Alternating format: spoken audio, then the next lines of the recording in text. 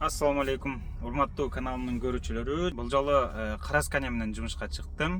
Бир 10-15 күн ушул машинада иштейм, Кудай буйрса. Ошол моменттен пайдаланып, сиздер менен башка машинада иштеп, жумушту көрсөтөйүн деп, видеого тартып, сиздер менен бөлүшөйүн деп чечтим. Негизи жумуш принцип бирдей эле болгону, машинанын свети башка да. Анан өзүңөр билгендей, мурунку видеолордо айтат болчумун, бул машинада бираз мен айдап жүргөн Аксканияга караганда өзгөчөлүктөр бар. Комплектациясындачы. Видео жаккан болсо, акырына чейин көрүп, лайк коюшту унутпагыла. Анан да достор менен бөлүшүп коюшту унутпагыла. Машина алып иштесем кандай болот деп, же болбосо жөн гана эсептерге кызыккан адамдар үчүн кызыктуу маалыматтар бар акырында. Азыр мен Коломейскийдеги хлебозаводдун ичиндемин, территориясында жүктөп атабыз. Момундай алган аябай чоң кран менен яшиктерин тапшырганы келген машиналар да мыналарчы. Жолду тосуп туруп алышты, ушул жерде экен коротолорчу. Өтө албай турам, мен болсо бул жакта күтүп. Жарым саат болду окшойт. Бири кетсе бири келип алат. Эми айдайын десем. Ушундай шаарда ушундай тыгын жерлер да, кичинекей кычык жерлер.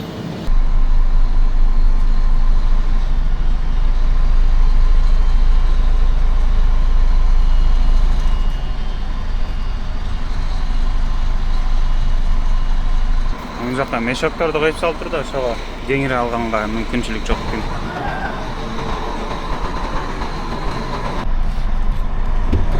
Ортонун без проблема ачат экен бул. Машинанын аркасын көрсөтүш керек окшойт.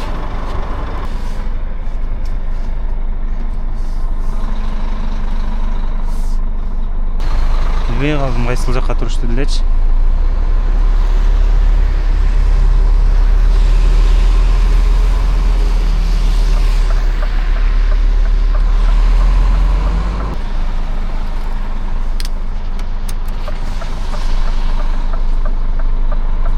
Мен кетпе деген да просто бул жактанчы.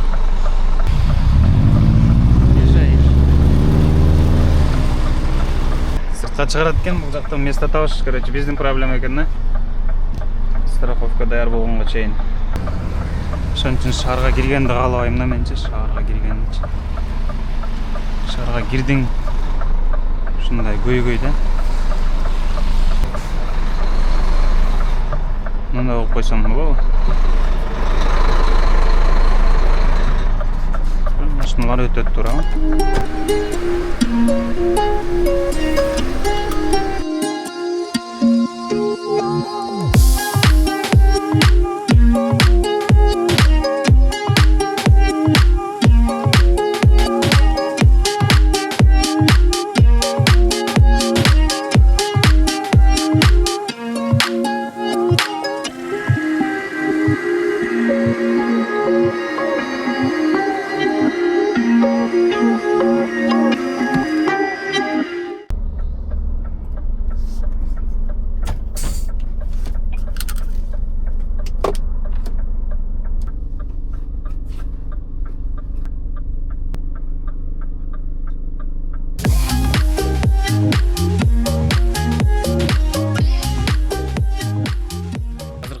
Маршрутум өтө деле узак эмес да.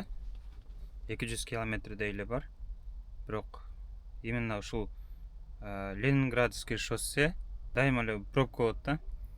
Ошол себептен аябай көп убакыт алып калат. Азыр эми тамак кылайын десем, аябай эле кеч болуп кетчү. Андан көрө тезирээк бирдеме жасарыш керек. Dinner time баштадым эмес.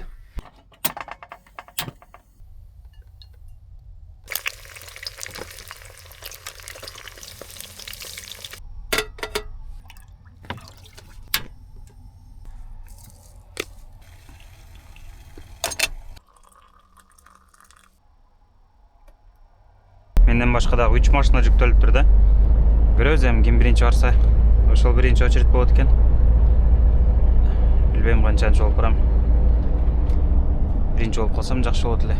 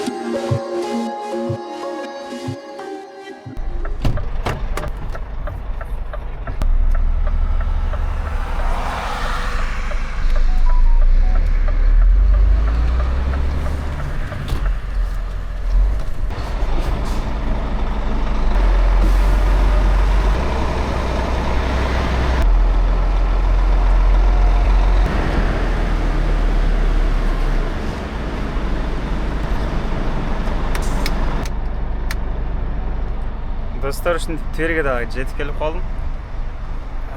Азыр куфтан огуш керек. Ошол эле негизги маселе азыркы учурда таказа. Бул жерде эле ошол Коломенскийге окшогон эле завод окшойт. Же Коломенский заводунун эле бир филиалыбы. Мына карагыла. Заводто ошо нан заводко дейм бул жерде элечи. 5-6 жыл мурунда машина айдап баштаганда ошо Коломенскийдин нанын ташыганбыз. Анан кийин Черемушки деген нанын ташыдык.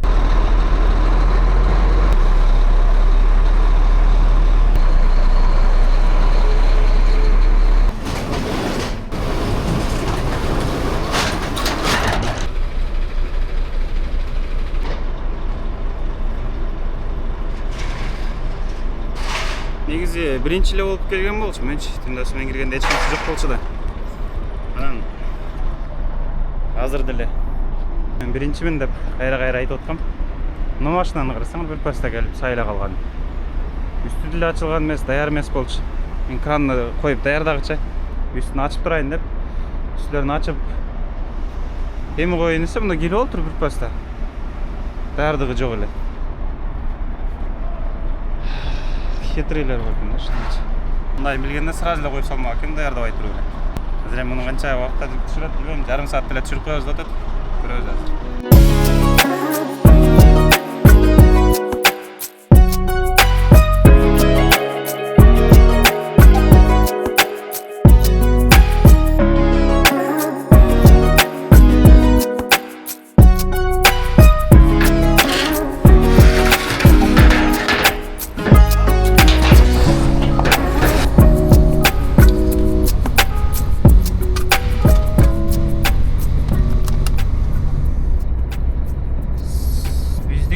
Точка. Алиса. Улица Бочкина 4. Сейчас найду. Şu прямо эле болсун. Достор, мына кийинки жүктөлүүчү жерим ал бул деле Тверде эле, жакын эле жерде экен. 10 километр 22 мүнөт көрсөтүп атат. Бул жерден азыр барып туруп жүктөлөм дагы, анан кийин Зеленоградка барам. Андан кийин болсо Ногинсктен дагы жүктөлөм. Кыскасы 3 жерден жүктөлүп барып, анан кийин Подольсктен түшүрөм да. 10:30 түшүрүп болушту да. Бир аз убактымды ырдатып койдум, ошо жанагы кетир адамдын айынан 11-де барып калат экен погрузкага. Ал жерден живой очередь дейт. Кандай болот? Көрөбүз ал жерге баргандачы. Анан Зеленоградка 4:30 чейин жетишип калышым керек погрузкага кирипчи, ага чейин жетишпесем уже эртеңкиге калып кетет да.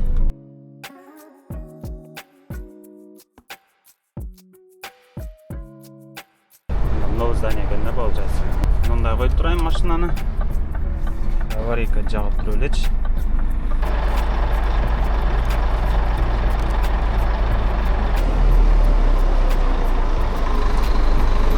Были у нас, нет?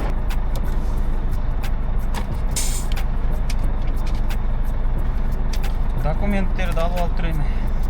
Логистикага кетип чыгайын.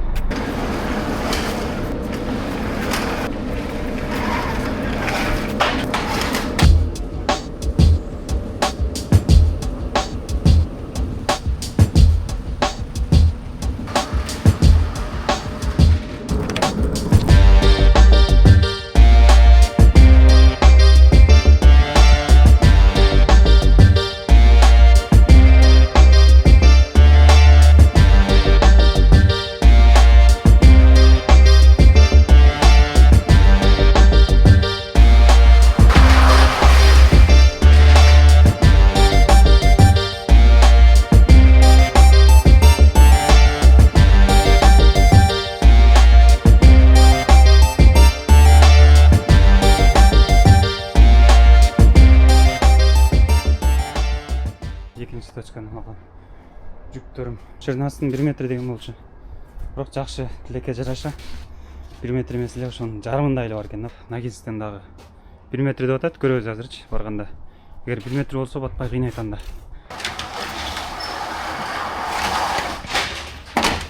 Документ жол айдайт экенсиң дейт.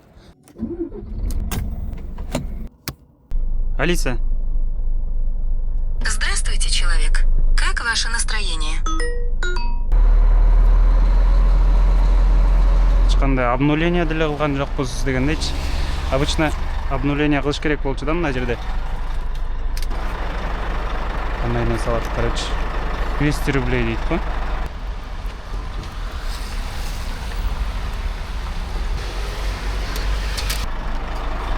Ну и чего? А куда показать этот чек? Нет, это ты карточку вставляй.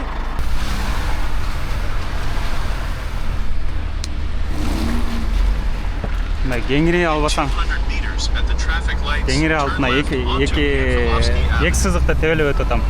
Мындай албасаң арка жак наракта встречный кетип аткан машиналарды чийип кетишиң эч кем эмес да.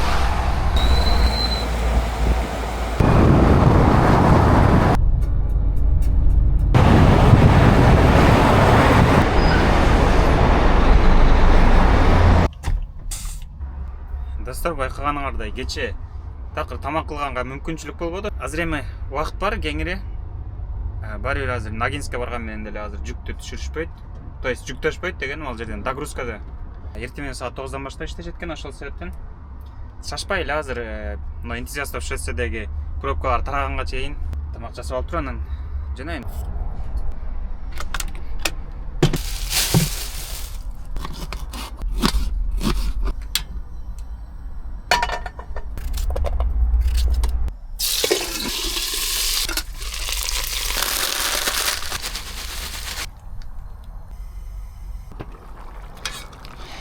Дээрлик даяр болду десе болот.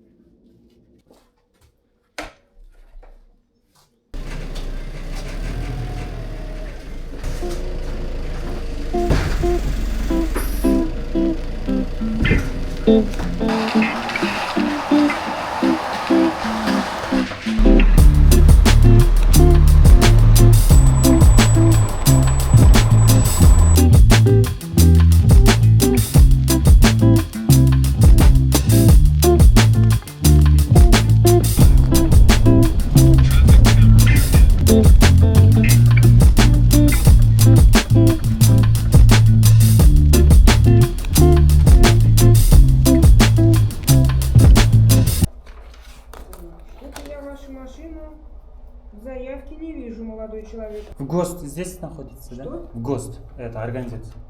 Насчет организации ГОСТ не знаю, но Макс Экспресс у нас транспортная компания. Вот А. тут внизу на окне на стекле написано номер телефона.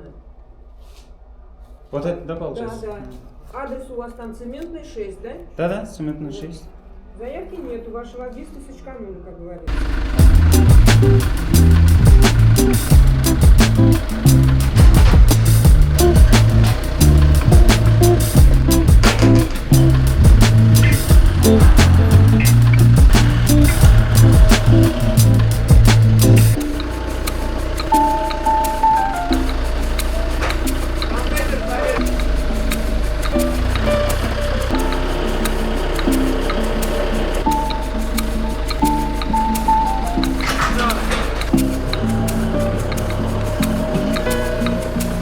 Раз, два, три, четыре, пять, шесть, 9. Правильно? Да.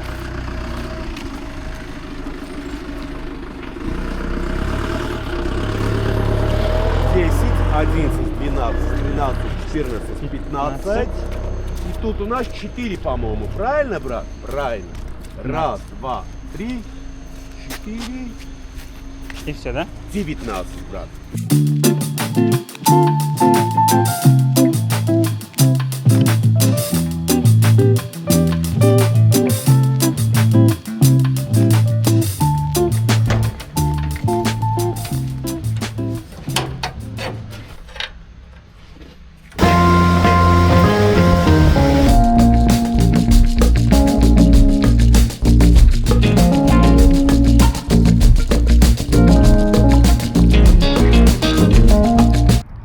Достар, ассаламу алейкум дагы бир жолу. Видео тартылгандан бери деле аябай көп убакыт өтүп кетти. Себеби орозо учурунда тарткан болчумун. Андан бери мага дем алыш болбоду, бирок убакыт болуп атты видео монтаждаганычы. Ошентсе дагы арамзатчылык кылып видеону монтаждап чыгара албай аттым такыр эле. Видеонун башында айткандай, жанагы эсептер боюнча дагы кичине сөз кыла кетейин. Негизи видеом мындай деле пайдалуу деле көп маалымат деле камтыбайт. Жана машина алып иштегиси келгендер бар да анча-мынчачы, ошо мага жазып калат. Кандай төлөйт, машина алып иштесе болобу депчи. Ошолор үчүн да кичине болсо дагы, аз болсо дагы пайдалуураак маалымат болсун. Кыскача айтайын. Биринчи рейсим Коломенскийден Тверге алып барганым 1 күн убакыт кетти. 200 километрдей аралык болду. 49 000 рубль төлөндү ошол рейске. Эртеси күнү Тверден жүктөп, Зеленоградка келип дагы жүктөдүм. Андан берака Нагинскке келип дагы жүктөдүм. Анан Подольскка алып келип түшүрдүм. 65 000 рубль болду ошол. Ага болсо 2 күн убакыт кетти. Аралыгы 300 километрдей аралык болчу. Жалпы 114 000 акча болду 3 күн ичинде. Бирок андан эми чыгашаларын эсептеш керек. 22% 25 000 рубль болот экен. 25 000 рубльдü эмеге налогко, НДСке 25 000 рубль таза налогко кетет. Андан сырткары топливо 500 километрге бир 15 000дей кетет деп эсептедим. Мына орто эсеп менен элечи.